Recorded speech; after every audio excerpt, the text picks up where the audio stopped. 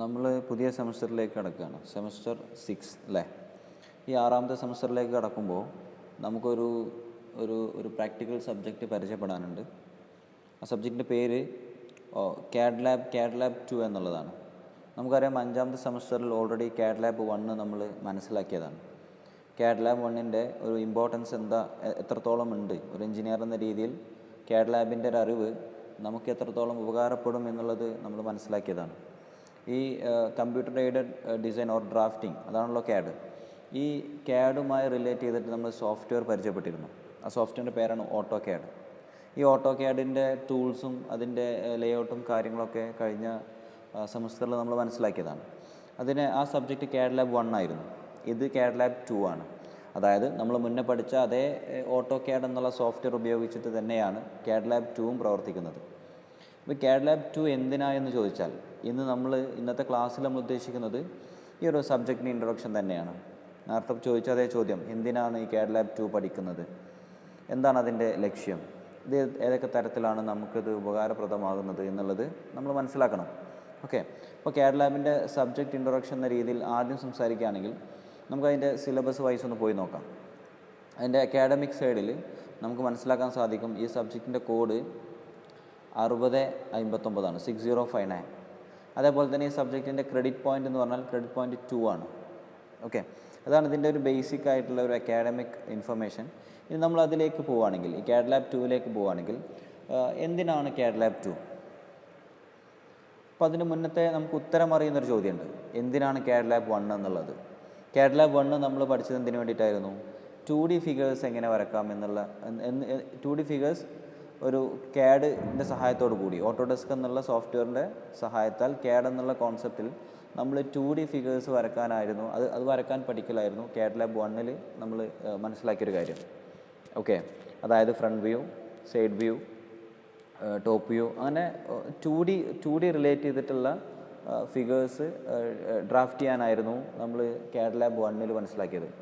അപ്പോൾ സ്വാഭാവികമായിട്ടും CAD lab 2 നമുക്കറിയാം 3D ഒബ്ജക്റ്റിനെ, ഐസോമെട്രിക് ആയിട്ടുള്ള അല്ലെങ്കിൽ 3D ഒബ്ജക്റ്റിനെ നമുക്ക് വരക്കണം, ഡ്രാഫ്റ്റ് ചെയ്യണം, അത് ഡിസൈൻ ചെയ്യണം. അതിന് വേണ്ടിയിട്ടാണ് നമ്മൾ CAD ലാബ് 2 എന്നുള്ള ഈ 6ാമത്തെ സെമസ്റ്ററിലെ ഈ ഒരു സബ്ജക്റ്റിലേക്ക് ഇറങ്ങി ചെല്ലുന്നത്. 3D ഫിഗേഴ്സ് എങ്ങനെ വരക്കാം,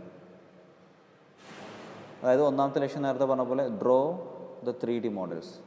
3D മോഡൽസ് എങ്ങനെ വരക്കാം, AutoCAD എന്ന സോഫ്റ്റ്വെയർ ഉപയോഗിച്ച് 3D മോഡൽസ് എങ്ങനെ വരക്കാം എന്നുള്ളത് നമുക്ക് മനസ്സിലാക്കാനുണ്ട്.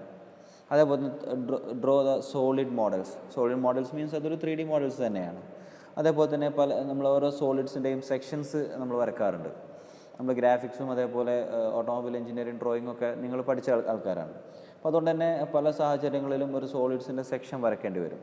അതെങ്ങനെ വരക്കാം എന്നുള്ളത് നമുക്ക് ഈ AutoCADിൻ്റെ സഹായത്തോടു കൂടി CAD ലാബ് 2ൽ നമുക്ക് പഠിക്കാനുണ്ട്. അതേപോലെ തന്നെ ഓട്ടോമൊബൈൽ കമ്പോണൻസ്, ഉദാഹരണം പറയുകയാണെങ്കിൽ piston, connecting road, crank shaft, അങ്ങനെ ഓട്ടോമൊബൈൽ എഞ്ചിനീയേഴ്സിനെ സംബന്ധിച്ചിടത്തോളം ഓട്ടോമൊബൈൽ കമ്പോണൻസ് എങ്ങനെ AutoCADിൻ്റെ സഹായത്തോടു കൂടി 3D മോഡലിംഗ് വരച്ചെടുക്കാം എന്നുള്ളത് നമുക്ക് പഠിക്കാനുണ്ട്. അപ്പോൾ ഫോർ എക്സാമ്പിൾ നമ്മളൊരു പിസ്റ്റൺ എടുത്തു എന്ന് വിചാരിക്കാം. ഈ പിസ്റ്റൻ്റെ 2D മോഡലായിരുന്നു, 2D ഫിഗറായിരുന്നു നമ്മൾ CAD ലാബ് 1ൽ പഠിച്ചത്. ഇതൊക്കെ ഓട്ടോഡെസ്ക് എന്നുള്ള അല്ലെങ്കിൽ AutoCAD എന്നുള്ള ആ ഒരു സോഫ്റ്റ്വെയറിൻ്റെ സഹായത്തോടു കൂടി തന്നെയാണ് കേട്ടോ. CADിൻ്റെ സോഫ്റ്റ്വെയർസിൽ ഒന്നാണ് AutoCAD. അതേപോലെ ഈ ആൻസിസ് അങ്ങനെ ഒരുപാട് സോഫ്റ്റ്വെയർസ് ഉണ്ട്. പക്ഷേ നമ്മൾ മനസ്സിലാക്കുന്നത് AutoCAD എന്നുള്ള സോഫ്റ്റ്വെയറാണ്. ഓക്കെ, അതൊരു CAD സോഫ്റ്റ്വെയർ ആണ്. അതൊക്കെ നമ്മൾ കഴിഞ്ഞ സെമസ്റ്ററിൽ സംസാരിച്ചതാണ്.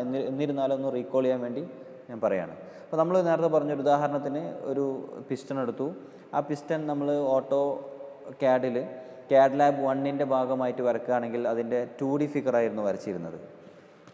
പക്ഷേ നമ്മൾ CAD ലാബ് 2ലേക്ക് വരുമ്പോൾ ആ ഒരു പിസ്റ്റൺ എന്നുള്ള ഓട്ടോമൊബൈൽ കമ്പോണൻറ്റിൻ്റെ 3D ഫിഗറായിരിക്കും ഇവിടെ വരക്കുക. അങ്ങനെ ഇപ്പോൾ വേറൊരു കമ്പോണൻ്റ് എടുക്കുകയാണെങ്കിൽ, ഇപ്പോൾ ഒരു ഫുഡ് സ്റ്റെപ്പ് ബെയറിംഗ് എടുത്തു എന്ന് വിചാരിക്കുക. അതിൻ്റെ 2D ഫിഗറായിരുന്നു CAD ലാബ് 1ലാണെങ്കിൽ നമ്മൾ വരയ്ക്കുക. എന്നാൽ ഇവിടെ 3D ഫിഗറാണ് CAD ലാബ് 2ൽ നമ്മൾ വരക്കേണ്ടത്. ഈ CAD ലാബ് 1നെ അപേക്ഷിച്ച് നോക്കുമ്പോൾ CAD ലാബ് 2ൽ ഒരുപാടൊന്നും പഠിക്കാനില്ല. ബേസിക് ആയിട്ടുള്ള ടൂൾസ് തന്നെയാണ്, CAD ലാബിൽ നമ്മൾ പരിചയപ്പെട്ട ടൂൾസ് തന്നെയാണ് ഇവിടെ വരക്കുന്നത്. പക്ഷേ CAD ലാബ് 1 ഒന്ന് പരിചയപ്പെട്ട ഒരു വ്യക്തിക്ക്, ഒരു വിദ്യാർത്ഥിക്ക് CAD ലാബ് 2 വളരെ ഈസിയാണ്. അത് വരയ്ക്കേണ്ട ഒരു രീതികളുണ്ട്. ആ രീതികളൊക്കെ നമുക്ക് എന്ത് ചെയ്യാം, ലാബുകളിൽ വെച്ച് നേരിട്ട് പഠിച്ച് മനസ്സിലാക്കാം. ഓക്കെ, അപ്പോൾ നമുക്ക് ഈ ഒരു 6ാമത്തെ സെമസ്റ്ററിൽ CAD ലാബ് 2 എന്താണെന്നുള്ളത് പഠിക്കണം. അപ്പോൾ ഇതിൻ്റെ ഭാഗമായിട്ട് നമുക്ക് CAD ലാബ് 1 പഠിച്ച ടൂൾസിന് പുറമെ 3D ടൂൾസുകൾ പരിചയപ്പെടാനുണ്ട്. ഇപ്പോൾ എക്സ്ട്രൂഡ്, ഇവോൾവ്, യൂണിയൻ, അങ്ങനെ കുറച്ച് ടൂൾസുകൾ നമുക്ക് പഠിക്കാനുണ്ട്. CAD ലാബ് 1 നമുക്ക് കുറച്ച് ടൂൾസ് മനസ്സിലാക്കിയതാണ്. ലൈൻ എങ്ങനെ വരക്കാം, എന്താണ് ട്രിം എന്ന് നമ്മൾ മനസ്സിലാക്കിയതാണ്. അങ്ങനെ കുറച്ച് ടൂൾസുകളൊക്കെ CAD ലാബ് 1 ഭാഗമായി 2D ഡ്രോയിങ് ടൂൾസൊക്കെ നമ്മൾ മനസ്സിലാക്കിയൊരു കാര്യമാണ്. അതിൻ്റെ പുറമെ കുറച്ച് 3D ഡ്രോയിങ് ടൂൾസും കൂടെ CAD ലാബ് 2 നമുക്ക് പരിചയപ്പെടാനുണ്ട്. അപ്പോൾ അതുമായി ബന്ധപ്പെട്ട് നമുക്ക് വളരെ എഫക്റ്റീവായിട്ട് തന്നെ automobile components, different types of automobile components നമുക്ക് വരക്കാൻ സാധിക്കും.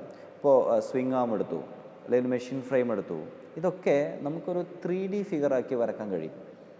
അതെപ്പോഴേ കഴിയുള്ളൂ, CAD ലാബ് 2 ഒരു നോളജ് നിങ്ങളുടെ കൈകളിലുണ്ടെങ്കിൽ അത് നമുക്ക് വളരെ ഈസി ആയിട്ട് വരക്കാം. ഇനി ഇത് എന്തിനാണ് നമ്മൾ പഠിക്കുന്നതെന്ന് ചോദിച്ചാൽ, ഒരു എഞ്ചിനീയറെ സംബന്ധിച്ചിടത്തോളം അവൻ്റെ കമ്മ്യൂണിക്കേഷൻ പോകുന്നത് ത്രൂ ഡ്രോയിങ്സിലൂടെയാണ്, അല്ലേ? ഡ്രോയിങ്സ് വഴിയാണ് നമ്മുടെ പ്രൊജക്റ്റുകളും നമ്മളെ ഐഡിയാസും അല്ലെങ്കിൽ നമ്മളെ തോട്ടും കോൺസെപ്റ്റൊക്കെ നമ്മൾ കമ്മ്യൂണിക്കേറ്റ് ചെയ്യുന്നത് ഡ്രോയിങ്സിലൂടെയാണ്. ഒരു എഞ്ചിനീയറുടെ വളരെ ഇമ്പോർട്ടൻ്റ് ആയിട്ടുള്ള ഒരു പാർട്ട് തന്നെയാണ് ഡ്രോയിങ് എന്നുള്ളത്.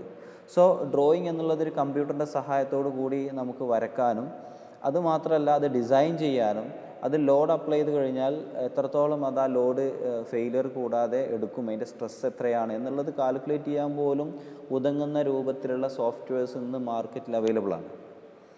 അപ്പോൾ നമുക്ക് എന്ത് ചെയ്യണം, അത്രയും അഡ്വാൻസ്ഡ് ആയിട്ടുള്ള സോഫ്റ്റ്വെയർസ് ഡീൽ ചെയ്യുന്നതിൻ്റെ മുന്നേ നമ്മളെ സംബന്ധിച്ചിടത്തോളം ഈ കോഴ്സിൻ്റെ ഔട്ട്കം എന്ന് പറഞ്ഞാൽ കമ്പ്യൂട്ടർ ഉപയോഗിച്ച്, കമ്പ്യൂട്ടറിൻ്റെ സഹായത്തോടു കൂടി ഇങ്ങനെ പോലെ ഈ കമ്പോണൻസിൻ്റെ 3D മോഡലും അതേപോലെ 2D മോഡലൊക്കെ വരക്കാൻ സാധിക്കും എന്നുള്ള ബേസിക് നോളജ് ആയിരിക്കണം ഈ CAD ലാബ് 1 അതേപോലെ CAD ലാബ് 2 എന്നുള്ള സബ്ജക്റ്റുകളിലൂടെ കടന്നു പോകുമ്പോൾ നിങ്ങൾക്ക് കിട്ടേണ്ടത്.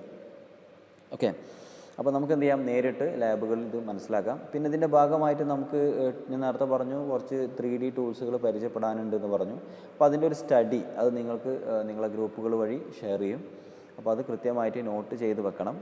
കാരണം നമുക്കിത് വരക്കുന്ന സമയത്ത് ഈ ടൂൾസൊക്കെ മുൻ പരിചയം ഉണ്ടെങ്കിൽ വളരെ എഫക്റ്റീവായിട്ട് നമുക്ക് സംസാരിച്ചാൽ നിങ്ങൾക്കത് മനസ്സിലാവും.